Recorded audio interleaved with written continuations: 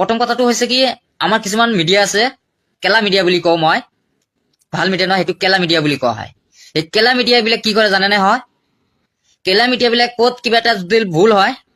negative সেইবিলাক viral কৰিব কৰি মানুহৰ মাজত বিভাজন লগাই দিব হাই কাজিয়া লগাই দিব বাজি থাকক নেগেটিভ সেন্টেন্সটো বজাব আচলতে ক'ত ঘটনা হয় কি হয় নহয় সেইবিলাক নকৰাকৈ ডাইৰেক্টলি নেগেটিভটো বজাই মানুহক জেলত ভৰাই দিয়ে এই কেলা মিডিয়া বিলাক মোৰ যেটো দেখা গৈছে মই ইছলামত থকাটো অসম্ভৱ হৈছে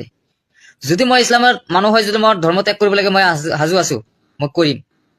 যদি ইছলামক মোক যদি বেয়া পায় যদি মোৰ নমাজ পঢ়া ইছলামৰ ধৰ্মৰ ভিতৰত ধৰ্ম হৈ কাম কৰা যোৱা যদি মই ইছলাম ধৰ্মৰ মানুহক ওচৰত যোৱা হাদিছ কোৰানৰ কথাটো শুনা